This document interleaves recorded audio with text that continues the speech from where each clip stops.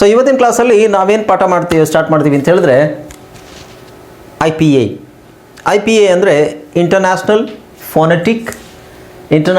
Phonetic alphabet, IPA short form. Okay, so ಇದು ಯಾಕೆ ಮುಖ್ಯ ಅಂತ ಹೇಳಿದ್ರೆ, ನಾವು ಇಂಗ್ಲೀಷಲ್ಲಿ ಏನೇ ಕಲಿತ್ರು, ನಾವು ಏನೇ ಸ್ಪೆಲ್ಲಿಂಗ್ ರೂಲ್ಸು, ಏನೇ ಫೋನಿಕ್ಸ್ ಬ್ಲೆಂಡಿಂಗ್ ಕಲಿತ್ರೂ ಕೊನೆಗೆ ಒಂದಷ್ಟು ಪದಗಳನ್ನು ನಮಗೆ ಓದಲಿಕ್ಕೆ ಆಗೋದೇ ಇಲ್ಲ. ಓಕೆ, ಸೊ ಏನೇ ಕಲೀಲಿ ನಾವು blending, phonics, phonograms, spelling rules, silent letters, homographs, homophones, ಇನ್ನೇನನ್ನು ಕಲ್ತಿದ್ವಿ, 3 ಲೆಟರ್ ಬ್ಲೆಂಡಿಂಗ್, 4 ಲೆಟರ್ ಬ್ಲೆಂಡಿಂಗ್, ಏನೇನೇ ಕಲ್ತ್ರೂ ಕೆಲವು ಪದಗಳು ಉಚ್ಚಾರಣೆ ಮಾಡಲಿಕ್ಕೆ ನಮಗೆ ಗೊತ್ತಾಗೋದಿಲ್ಲ. ಅದನ್ನು ಹೇಗೆ ಓದೋದು ಅಂತಲೂ ಗೊತ್ತಾಗಲ್ಲ, ವಿಚಿತ್ರವಾಗಿರುತ್ತೆ ಇಂಗ್ಲೀಷಲ್ಲಿ ಕೆಲವು ಪದಗಳು. ಓಕೆ, ಸೊ ನಾವು ಇದೇನೇ ಓದಿದ್ರು, ಏನೇ ನಾವು ತಿಳ್ಕೊಂಡ್ರೂ, ನಾನು ಹೇಳಿದ್ನಲ್ಲ ನಿಮಗೆ, ಒಂದು 95% ಮಾತ್ರ ನೀವು ಓದ್ಬೋದು. ಎಷ್ಟೇ ಪ್ರಾಕ್ಟೀಸ್ ಮಾಡಿದ್ರು, ನೀವು ವರ್ಷಗಟ್ಟಲೆ ಪ್ರಾಕ್ಟೀಸ್ ಮಾಡಿದ್ರೂ ಇಂಗ್ಲೀಷ್ ನಿಮಗೆ ಗೊತ್ತಾಗೋದು 95% ಮಾತ್ರ. ಇನ್ನು 5% ಹಾಗೆಯೇ ಉಳಿಯುತ್ತೆ. 5% ನಿಮಗೆ ಹಾಗೇ ಉಳಿಯುತ್ತೆ. ಅದು ಏನೇ ಸರ್ಕಸ್ ಮಾಡಿದ್ರು ನಮಗದು ಗೊತ್ತು, ಎಷ್ಟೇ ಎಕ್ಸ್ಪೀರಿಯನ್ಸ್ ಇರಲಿ. ಹಾಯ್ ಫ್ರೆಂಡ್ಸ್, ಇದೊಂದು ವಿಶೇಷ ಸೂಚನೆ. ನಮ್ಮಲ್ಲಿ ಇದೀಗ ಆನ್ಲೈನ್ ಸ್ಪೋಕನ್ ಇಂಗ್ಲಿಷ್ ಕೋರ್ಸ್ನ ಹೊಸ ಬ್ಯಾಚ್ ಶುರುವಾಗಿದೆ. ನೀವು ಇನ್ಮೇಲೆ ಎಲ್ಲೂ ಹೊರಗಡೆ ಹೋಗಿ ಇಂಗ್ಲಿಷ್ ಕಲಿಯುವ ಅವಶ್ಯಕತೆ ಇಲ್ಲ. ಮನೆಯಲ್ಲೇ ಕೂತ್ಕೊಂಡು ಯಾವುದೇ ಟೆನ್ಷನ್ ಇಲ್ಲದೆ, ಏನು ಮುಗಿದಿರವಿಲ್ಲದೆ ಇಂಗ್ಲಿಷ್ ಮಾತಾಡೋದನ್ನು ಕಲಿಯಬಹುದು. ಸ್ನೇಹಿತರೆ, ಸ್ಪೋಕನ್ ಇಂಗ್ಲಿಷ್ ಮಾತ್ರ ಅಲ್ಲ, ನಿಮಗೆ ಇಂಗ್ಲಿಷ್ನ ಓದಲಿಕ್ಕೆ ಬರಲಿಕ್ಕೆ ಬರಲ್ಲ ಅಂತ ಇಟ್ಕೊಳ್ಳಿ. ಈಗ ಇಂಗ್ಲಿಷಲ್ಲಿ ನಿಮಗೆ ಓದಲಿಕ್ಕೆ ಬರಲಿಕ್ಕೆ ಬರಲ್ಲ, ಬರೀ ನಿಮಗೆ ABCD ಮಾತ್ರ ಗೊತ್ತು, ಅಥವಾ ABCD ಗೊತ್ತಿಲ್ಲ ಅಂತ ಇಟ್ಕೊಳ್ಳಿ. ಸೊ ABCD ಗೊತ್ತಿಲ್ಲ ಅಂತ ಪರವಾಗಿಲ್ಲ, ನಾವು ನಿಮಗೆ ಇಂಗ್ಲಿಷ್ನ ಬೇಸಿಕ್ಕಿಂದನೇ ಓದಲಿಕ್ಕೆ ಮತ್ತೆ ಬರಲಿಕ್ಕೆ ಸಹ ಹೇಳ್ಕೊಡ್ತೀವಿ. ಅದು ಅಲ್ಲದೆ ನೀವು ಒಂದು ವೇಳೆ ಕನ್ನಡ ಬರಲ್ಲ ಅಂತ ಇಟ್ಕೊಳ್ಳಿ, ಕನ್ನಡನೂ ಹೇಳ್ಕೊಟ್ಟು, ಕನ್ನಡದಿಂದ ಇಂಗ್ಲಿಷ್ನ ಹೇಗೆ ಓದೋದು, ಕನ್ನಡನೂ ನಾವು ಹೇಳ್ಕೊಟ್ಟು, ಅದರ ಮೂಲಕ ಇಂಗ್ಲಿಷ್ನ ಹೇಗೆ ಕಲಿಯೋದು ಅನ್ನೋದನ್ನು ನಾವು ಈ ಕೋರ್ಸಲ್ಲಿ ಇನ್ಕ್ಲೂಡ್ ಮಾಡಿದ್ದೀವಿ. ಸ್ನೇಹಿತರೆ, ಈ ಕೋರ್ಸನ್ನು ಚಿಕ್ಕ ಮಕ್ಕಳನ್ನು ಹೊರತುಪಡಿಸಿ ಬೇರೆ ಯಾರು ಬೇಕಾದ್ರೆ ಈ ಕೋರ್ಸ್ಗೆ ಜಾಯ್ನ್ ಆಗ್ಬೋದು. ನೀವು ಕೆಲಸಕ್ಕೆ ಹೋಗಿರ್ಬೋದು, ಮನೆಯಲ್ಲಿ ಇರ್ಬೋದು, ಅಥವಾ ನೀವು ಯಾವುದೋ ಒಂದು ಬಿಸ್ನೆಸ್ ಮಾಡ್ತಾ ಇರ್ಬೋದು. ಓಕೆ, ಸೊ ಯಾರು ಬೇಕಾದ್ರೂ ಈ ಕೋರ್ಸ್ನ ಜಾಯ್ನ್ ಆಗ್ಬೋದು. ಹಾಗಾದ್ರೆ ಸ್ನೇಹಿತರೆ, ತಡ ಯಾಕೆ, ಈ ಸ್ಪೋಕನ್ ಇಂಗ್ಲಿಷ್ ಕೋರ್ಸ್ ಮತ್ತು English basic reading and writing ಕೋರ್ಸ್ನ ಜಾಯ್ನ್ ಆಗಬೇಕು ಅಂತ ಆಸಕ್ತಿ ಇರೋರು ಈ ಕೂಡಲೇ ನಿಮ್ಮ ಫೋನ್ ತೆಗೆದುಕೊಳ್ಳಿ, ಹಾಗೂ ಇಲ್ಲಿ ಬರ್ತಿರುವಂತಹ ನಂಬರ್ಗೆ ಅಥವಾ ಕೆಳಗಡೆ ಬರ್ತಾ ಇರುವಂತಹ ನಂಬರ್ಗೆ ನೀವು ಕರೆ ಮಾಡತಕ್ಕದ್ದು, ಅಥವಾ ವಾಟ್ಸ್ಆ್ಯಪ್ನಲ್ಲಿ ಸಂಪರ್ಕಿಸಿ ನಿಮ್ಮ ಹೆಸರನ್ನು ರಿಜಿಸ್ಟರ್ ಮಾಡ್ಕೊಳ್ಳಿ. ಇಂಗ್ಲೀಷ್ ಮೀಡಿಯಮಲ್ಲಿ ಓದೋರಾಗಿರಲಿ, ಅವರು ಲೆಕ್ಚರ್ಸ್ ಆಗಿರಲಿ, ಪ್ರೊಫೆಸರ್ಸ್ ಆಗಿರಲಿ, ಯಾರೇ ಆಗಿರಲಿ, ಅವರಿಗೆ 5% ಇಂಗ್ಲೀಷು ಪ್ರೊನೌನ್ಸಿಯೇಷನು ಬರಲಿಕ್ಕಾಗೋದಿಲ್ಲ. ಪ್ರೊನೌನ್ಸಿಯೇಷನ್ 5% ಇಂಗ್ಲೀಷ್ ಅವರಿಗೆ ಕಷ್ಟ ಇರುತ್ತೆ. ಕನ್ನಡ ವರ್ಣಮಾಲೆಯಲ್ಲಿ ಎಷ್ಟು ಅಕ್ಷರಗಳಿವೆ? 49. ಓಕೆ, 49 ಅಕ್ಷರಗಳು ಕಲ್ತ್ರೆ ನಮಗೆ ಬಂದ್ಬಿಡುತ್ತಾ ಇಂಗ್ಲೀಷ್, ಕನ್ನಡ? ಮತ್ತೇನು ಮಾಡಬೇಕು? ಯಾರ್ದದು ಮೈಕು? 49 ಅಕ್ಷರಗಳಲ್ಲಿ ಆಗೋದಿಲ್ಲ. ಇನ್ನೇನು ಕಲಿಬೇಕು? ಒತ್ತಕ್ಷರ. ಹಾಂ, ಎಸ್, ಕಾಗುಣಿತ, ಒತ್ತಕ್ಷರ, ಆಮೇಲೆ ಅರ್ಕ ಒತ್ತು, ಇವೆಲ್ಲ ಕಲಿಬೇಕಾಗುತ್ತೆ. ಇವೆಲ್ಲ ಕಲಿತ ನಂತರನೇ ನಮಗೆ ಕನ್ನಡವನ್ನು ಸಂಪೂರ್ಣವಾಗಿ ಓದಕ್ಕೆ ಬರೋದು. ಬಟ್ ಇಂಗ್ಲೀಷಲ್ಲಿ ನಾವು 26 ಅಕ್ಷರಗಳನ್ನು ಇಟ್ಕೊಂಡು ಇಡೀ ಇಂಗ್ಲೀಷನ್ನು ಓದ್ತೀವಿ ಅಂತ ಹೇಳಿದ್ರೆ ಆಗೋದಿಲ್ಲ. ಮ್ಯೂಟ್ ಮಾಡ್ಕೊಳ್ಳಿ, ಸ್ವಲ್ಪ ಮ್ಯೂಟ್ ಮಾಡ್ಕೊಳ್ಳಿ. ಇಂಗ್ಲೀಷಲ್ಲಿ ಒಟ್ಟು 44 ಸೌಂಡ್ಸ್ ಇದೆ. 26 ಅಕ್ಷರಗಳಿದೆ, 44 ಸೌಂಡ್ಸ್ ಇದೆ. ಓಕೆ, ಆ 44 ಸೌಂಡ್ಸು ನಮಗೆ ಕರೆಕ್ಟಾಗಿ ಹೇಳಕ್ಕೆ ಬಂತು ಅಂದರೆ ಇಂಗ್ಲೀಷಲ್ಲಿ ಅಷ್ಟೇ ಸಾಕು. 44 ಸೌಂಡ್ಸ್ ಇದ್ದರೆ 40 ಲಕ್ಷ ಪದಗಳನ್ನು ಓದ್ಬೋದು.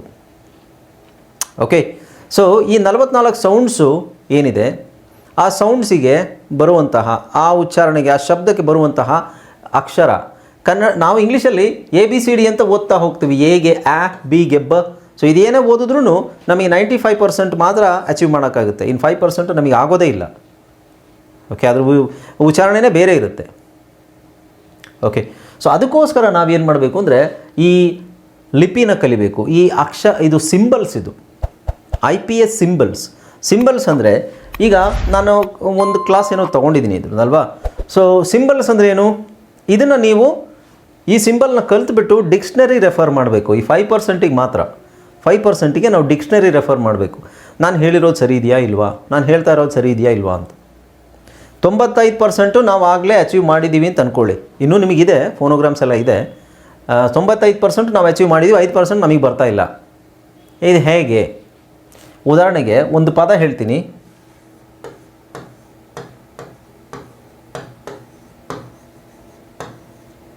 ಇದರ ಉಚ್ಚಾರಣೆ ಯಾರಾದರೂ ಹೇಳ್ಬೋದಾ? ಅಥವಾ ಇದು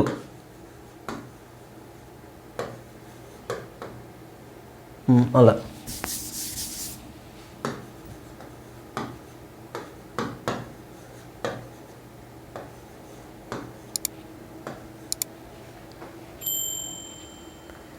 EPITOME ಇದನ್ನು ಹೇಗೆ ಹೇಳ್ಬೋದು?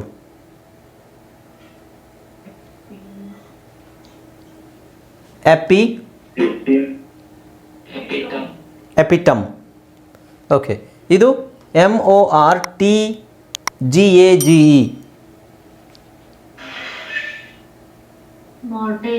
ಮಾರ್ಟೇಜ್. ಇದು ಎಪಿಟಮ್, ರೈಟ್. ಸೊ ಅವೆರಡು ಉಚ್ಚಾರಣೆ ತಪ್ಪು. ಯಾಕೆಂದರೆ ನೀವು ಹೆಂಗೆ ನೋಡಿದ್ರೂ ಇದನ್ನು ಹೆಂಗೆ ಓದ್ಬೋದು? ನೀವು ಫೋನಿಕ್ಸ್ ಪ್ರಕಾರ ಓದೋದಾದರೆ MORTGAGE, ಮಾರ್ಟ್ಗೇಜ್. ಸೊ ಈ ಥರ ಯಾರೇ ನಿಮಗೆ ಓದೋಕ್ಕೆ ಕೊಟ್ಟರು, ಅವರು ಏನೇ ಓದಿದ್ರೂ ಅವ್ರು ಹಿಂಗೆ ಓದೋದು, ಮಾರ್ಟ್ಗೇಜ್. ಇದನ್ನ ಹೆಂಗೆ ಓದ್ತಾರೆ? ಎಪಿಟೋಮ್ ಅಂತ ಓದ್ತಾರೆ. ಬಟ್ ಇದರ ಸರಿಯಾದ ಉಚ್ಚಾರಣೆ ಏನು ಗೊತ್ತಾ? EP.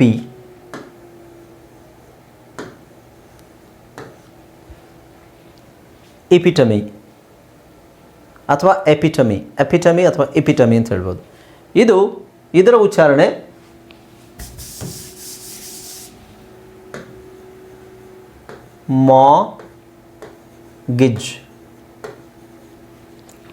ಮಾಂಗಿಜ್. ಈ ಪದನ ಆಲ್ರೆಡಿ ನಾನು ಕೊಟ್ಟಿದ್ದೀನಿ ನಿಮಗೆ ಸೈಲೆಂಟ್ ಲೆಟ್ರಲ್ಲಿ. ಸೈಲೆಂಟ್ ಟಿ ಸೈಲೆಂಟ್ ಆಗೋ ವರ್ಡ್ಸ್ ಎಲ್ಲ ಅದಿದೆ. ಅದು ಮಾರ್ಗೇಜ್, ಎಪಿಟಮಿ. ಓಕೆ, ಸೊ ಈ ಥರ ತುಂಬ ಪದಗಳಿದ್ದಾವೆ. ಸುಮಾರು 100-150-200 ಪದಗಳಿದ್ದಾವೆ. ಅದು ಭಾಳ ಡಿಫರೆನ್ಸ್ ಇರುತ್ತೆ. ಓಕೆ, ಆದರೂ ಅದರಲ್ಲಿ ಕನ್ಫ್ಯೂಷನ್ ಇರುತ್ತೆ, ಕೆಲವುದು ಪದಗಳು ಕನ್ಫ್ಯೂಷನ್ ಇರುತ್ತೆ. ಸೊ 100% ನಾವು ಮಾಡಬೇಕು ಅಂದರೆ, ಯಾವುದೇ ಪದ ನಿಮಗೆ ಉಚ್ಚಾರಣೆ ಗೊತ್ತಾಗ್ತಾಯಿಲ್ಲ ಅಂತ ತಿಳ್ಕೊಳ್ಳಿ, ಅದನ್ನು 100% ಇದು ಪಕ್ಕಾ ಪ್ರೊನೌನ್ಸಿಯೇಷನ್ ಏನು ಅಂತ ನಾವು ತಿಳ್ಕೊಬೇಕಂತ ಹೇಳಿದ್ರೆ, ಇದು ನಮಗೆ ಗೊತ್ತಿದ್ದರೆ ಪಕ್ಕ 100% ನೀವು ಪ್ರೊನೌನ್ಸಿಯೇಷನ್ ಕರೆಕ್ಟಾಗಿ ಕಲ್ತ್ಕೋಬೋದು. ಏನು ಉಚ್ಚಾರಣೆ, ಯಾರ ಬಗ್ಗೆನೂ ಅವ್ರು ಹೇಳಿದ್ದನ್ನು ಕೇಳಬೇಕಾ, ಇವ್ರು ಹೇಳಿದ್ದನ್ನು ಕೇಳಬೇಕಾ ಅಂತ ಏನೂ ಇಲ್ಲ. ಒಂದು ಡಿಕ್ಷನರಿ ಇದೆ, ಡಿಕ್ಷನರಿ ಕೆಳಗಡೆ ಡಿಕ್ಷನರಿಲಿ ವರ್ಡ್ ಟೈಪ್ ಮಾಡಿದ್ರೆ ಸಾಕು, ಆ ವರ್ಡ್ದು ನಿಮಗೆ IPA ಕೆಳಗಡೆ ಬರುತ್ತೆ. ಓಕೆ, ಸೊ ಆಲ್ರೆಡಿ ನಾನು ಲಿಂಕ್ ಎಲ್ಲ ನಿಮಗೆ ಕಳಿಸ್ಕೊಟ್ಟಿದ್ದೀನಿ ಅನಿಸುತ್ತೆ. ಇಲ್ಲ ಅಂದರೆ ನಾನು ಕಳಿಸ್ಕೊಡ್ತೀನಿ ನಿಮಗೆ. ಈಗ ಇದನ್ನು ನಾವು ಪ್ರಾಕ್ಟೀಸ್ ಬರೆಯೋದು ಹೇಗೆ, ಓದೋದು ಹೇಗೆ ಅಂತ ಹೇಳಿದರೆ ಸ್ವಲ್ಪ ತ್ರಾಸಿದೆ, ಸ್ವಲ್ಪ ಹಾರ್ಡ್ ವರ್ಕ್ ಮಾಡಬೇಕು. ಆವಾಗಲೇ ನಮಗೆ ಅದು ನೆನಪಲ್ಲಿ ಉಳಿಯೋದು. ಈಗ ಹೊಸ ಭಾಷೆ ನೀವು ಕಲ್ತಂಗೆ ಈ 1ನೇ ಕ್ಲಾಸಲ್ಲಿ I ಕಲ್ತಂಗೆ, ನಮಗೆ 1ನೇ ಕ್ಲಾಸಲ್ಲಿ I ಅಹ ತನಕ ಮತ್ತು ಕಾಗುಣಿತ, ಒತ್ತಕ್ಷರ ಇವೆಲ್ಲ ಕಲ್ತಂಗೆ ಆಗುತ್ತೆ. ಅದು ಒಂದು ಹೊಸ ಭಾಷೆ ನೀವು ಕಲ್ತಂಗೆ, ಇಂಗ್ಲೀಷ್ ಅಲ್ಲದೇ ಹೊಸ ಭಾಷೆ, ಹೊಸ ಲಿಪಿ ಕಲ್ತ ಹಾಗಿರುತ್ತೆ ಇದು. ಓಕೆ, ಸೊ ಈಗ ನೋಡಿ, ಇಂಗ್ಲೀಷಲ್ಲಿ ನಾನು ಆಲ್ರೆಡಿ ಹೇಳಿದ್ದೀನಿ, ನಮಗೆ ಗೊತ್ತಿಲ್ಲದೆ ಇರೋ ಸೌಂಡ್ಸು ಎಕ್ಸ್ಟ್ರಾ ಬರುತ್ತೆ. ಓಕೆ, ಸೊ ಅದು ಎಲ್ಲಿ ಬರುತ್ತೆ ಅನ್ನೋದು ಕರೆಕ್ಟಾಗಿ ನಿಮಗೆ IPA ಹೇಳುತ್ತೆ. ಈಗ ನೋಡಿ, ಫಸ್ಟು ನಾವೇನು ಮಾಡೋಣ, short vowel symbols. Short vowels ಅಲ್ಲ, short vowel symbols. So short vowel ಅಂದರೆ ನೋಡಿ ಎಷ್ಟು ಸೌಂಡ್ ಇದೆ ನೋಡಿ, ಅ, ಇ, ಉ, ಎ, ಆ, ಆ, ಆ, ಇವೆಲ್ಲ ಶಾರ್ಟ್ ವೊವೆಲ್ಸ್. ಇನ್ನು ಲಾಂಗ್ ವೊವೆಲ್ ಸಿಂಬಲ್ಸ್ ನೋಡಿ, ಲಾಂಗ್ ವೊವೆಲ್ ಸೌಂಡ್ಸ್ ಅಲ್ಲ, ಅಥವಾ ಸೌಂಡ್ಸ್ ಹೌದು, ಲಾಂಗ್ ವೊವೆಲ್ ಅಕ್ಷರಗಳಲ್ಲ, ಸಿಂಬಲ್ಸ್. ಎಲ್ಲಿ? ಇ, ಉ, ಅ, ಓ, ಆ. ಅಲ್ಲಿಗೆ ಎಷ್ಟಾಯಿತು ನೋಡಿ ಸೌಂಡ್ಸು, 1 2 3 4 5 6 7 8 9 10 11 12 ಲಾಂಗ್ ಸೌಂಡ್ಸ್ ಇದೆ. ನಮಗೆ ಅಕ್ಷರಗಳಿರೋದು ಎಷ್ಟು? 1 A E I O U. ಇದೇ ಲಾಂಗ್ ಸೌಂಡು ಹೌದು, ಅದೇ ಶಾರ್ಟ್ ಸೌಂಡು ಹೌದು. ಸೊ ಹೆಂಗೆ ಹೇಳೋದು ನಮಗೆ ಗೊತ್ತಾಗಲ್ಲ. ಎ ಅನ್ನೋದು ಎ ಅಂತ ಎಲ್ಲಿ ಬರುತ್ತೆ, ಆ ಅಂತ ಎಲ್ಲಿ ಬರುತ್ತೆ. ಓಕೆ, ಸೊ ಪ್ರಾಕ್ಟೀಸ್ ಮಾಡೋಣ ಅಂತ ನಾನು ಹೇಳಿದೆ. ಪ್ರಾಕ್ಟೀಸ್ ಮಾಡಿರಿ, ಪ್ರಾಕ್ಟೀಸ್ ಮಾಡ್ತಾನೆ ಇರಬೇಕು, ಆವಾಗಲೇ ಬರೋದು. ಓಕೆ, 95% ಬರುತ್ತೆ, ಇನ್ನು 5% ಬರಲ್ವಲ್ಲ, ಏನು ಮಾಡೋದು? ಆವಾಗ ಇದು ನಮಗೆ ಉಪಯೋಗ ಆಗೋದು. ಓಕೆ, ಸೊ ಈಗ ಈ ಅಂತ ಸೌಂಡ್ ಇದ್ದರೆ ಅಲ್ಲಿ ಈ ಥರ ಸಿಂಬಲ್ ಇರುತ್ತೆ. ಊ ಅಂತ ಸೌಂಡ್ ಇದ್ದರೆ ಈ ಥರ ಸಿಂಬಲ್ ಇರುತ್ತೆ. ಅಂದರೆ ಒಂದು ಪದದ ಕೆಳಗೆ ಡಿಕ್ಷನರಿಯಲ್ಲಿ ಸಿಂಬಲ್ ಇರುತ್ತೆ ಈ ಥರ. ಓಕೆ, ಅ ಅಂತ ಬಂದರೆ ಅಂತ ಎಲ್ಲಿ ಬರುತ್ತೆ? ತುಂಬ ಕಡೆ, ಉದಾಹರಣೆಗೆ burn, world, first, hurt, Bert, ಇಲ್ಲಿ ಈ ಸೌಂಡ್ ಕನ್ನಡದಲ್ಲಿ ಇಲ್ಲ. ಓಕೆ, ಸೊ ಈಗ ಡಿಕ್ಷನರಿಲಿ ಒಂದು ವೇಳೆ ನಾವು ಈಗ HURT ಇದನ್ನು ಎಲ್ಲರೂ ಸಾಮಾನ್ಯವಾಗಿ ನೀವೆಲ್ಲರೂ ಓದೋದು 100% ನೀವೆಲ್ಲ ಹೆಂಗೆ ಓದ್ತೀರಾ? ಹರ್ಟ್ ಅಲ್ವಾ? ಹರ್ಟ್ ಈ ಥರನೇ ತಾನೇ ಓದೋದು. ಆ್ಯಕ್ಚುಲಿ ಅದು ರಾಂಗ್. ಹರ್ಟ್ ಅಂತ ಸೌಂಡ್ ಅದು ನಿಜವಾಗ್ಲೂ ಅದರ ಪ್ರೊನೌನ್ಸಿಯೇಷನ್ ಅದೇ. ಆದರೆ ನಿಮಗೆ ಯಾವ ಥರ ಇರುತ್ತೆ? ಇಲ್ಲಿ ಆ ಎಲ್ಲಿದೆ? ಈ ಸಿಂಬಲ್ ಇದೆಯಲ್ವಾ? ಹೆಚ್ಚಿಗೆ ಹೆಚ್ಚೇ ಇರುತ್ತೆ, ಆರಿಗೆ ಆರ್ ಇರುತ್ತೆ, ಟಿ ಇರುತ್ತೆ, ಈ ಥರ ಸಿಂಬಲ್ ಇರುತ್ತೆ. ಇದಿದ್ದರೆ ಹರ್ಟ್. ಬಟ್ ಆ ಥರ ಇರೋದಿಲ್ಲ. ಅಲ್ಲಿ ಸಿಂಬಲ್ ಏನಿರುತ್ತೆ ಗೊತ್ತಾ? ಈ ಥರ ಇರುತ್ತೆ, ಎಚ್ ಇರುತ್ತೆ, ಆಮೇಲೆ ಈ ಸಿಂಬಲ್ ಇರುತ್ತೆ. ಇದರ ಅರ್ಥ ಏನು? ಇದನ್ನು ನಾವು ಏನಂತ ಹೇಳಬೇಕು? ಇಲ್ಲೇನು ಸೌಂಡ್ ಇದೆ? ಸೊ ಇಲ್ಲಿ ಹರ್ಟ್, ಹರ್ಟ್.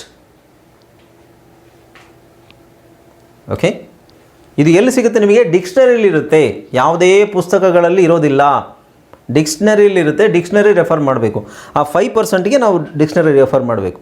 ಆ 5%ನ್ನು ತಿಳ್ಕೊಳ್ಳೋಕ್ಕೆ ಸುಮಾರು ಇದು ನೀವು 1 ತಿಂಗಳು ಪ್ರಾಕ್ಟೀಸ್ ಮಾಡಬೇಕಾಗುತ್ತೆ. ಓಕೆ, ಈಗ ಲಾಂಗ್ ಸೌಂಡ್ಸ್ ಆಯಿತು, ಶಾರ್ಟ್ ಸೌಂಡ್ಸ್ ಆಯಿತು, ಲಾಂಗ್ ಸೌಂಡ್ಸ್ ಆಯಿತು. ಇನ್ನು ಡಿಪ್ತಾಂಗ್ಸ್ ಅಂತ ಹೇಳ್ತೀವಿ.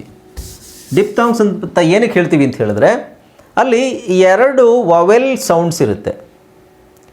2 ವವೆಲ್ ಸೌಂಡ್ಸ್. ಡಿಪ್ತಾಂಗ್ಸ್ ಅಂದರೆ 2 ವವೆಲ್ ಸೌಂಡ್ಸ್. ಇಲ್ಲಿ ನೋಡಿ, ಯ ಸೌಂಡು, ಐ ಈ ಸೌಂಡ್ ಬರುತ್ತೆ. ಇಲ್ಲಿ ಯ ಬದಲು ನಾವು ಇ ಅಂತ ಹಾಕ್ಕೊಳ್ಳಿ. ಐ ಇಲ್ಲಿ ಓಯ್. ಸೊ ಇಲ್ಲಿ ಓ ಸೌಂಡ್ ಇದೆ, ಈ ಸೌಂಡ್ ಇದೆ, ಓಯ್. ಇಲ್ಲಿ ಐ, ಐ, ಓಯ್, ಐ, ಔ, ಇಯ, ಏಯ. ಇವೆಲ್ಲ ಇಂಗ್ಲೀಷಲ್ಲಿ ಬರುವಂಥದ್ದು. ಕನ್ನಡದಲ್ಲಿ ಇವೆಲ್ಲ ಇಲ್ಲವೇ ಇಲ್ಲ. ಕನ್ನಡದಲ್ಲಿ ಇದೆಯಾ? ಇಲ್ಲ. ಇಯ, ಉವ ಇವೆಲ್ಲ ಕನ್ನಡದಲ್ಲಿ ಬರೋದಿಲ್ಲ. ಸೊ ಇಂಗ್ಲೀಷಲ್ಲಿ ಏನಿದೆ? ಐ, ಓಯ್, ಐ, ಔ, ಇಯ, ಏಯ. ಓಕೆ, ಎಲ್ಲಿ ವರ್ಡ್ಸ್ ಎಲ್ಲಿ ಬರುತ್ತೆ ಅಂತ ಆಮೇಲೆ ನೋಡೋಣ. ಸೌಂಡ್ಸು ನಮಗೆ ಫ್ಯಾಮಿಲಿಯರ್ ಆಗಬೇಕು. ಐ ಎಲ್ಲಿ ಬರ್ಬೋದು? ರೈನ್, ಪೇನ್, ಮೇನ್,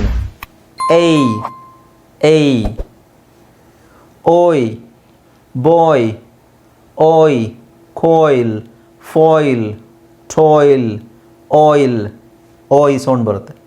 ಐ ಎಲ್ಲಿ ಬರುತ್ತೆ? ಬಾಯ್, ಹಾಯ್, ಬಾಯ್, ಆಮೇಲೆ ಮಾಯ್, ಬರೀ ಐ ಅಲ್ಲಿ ಈ ಸೌಂಡ್ ಬರುತ್ತೆ. ಆಮೇಲೆ ಔ.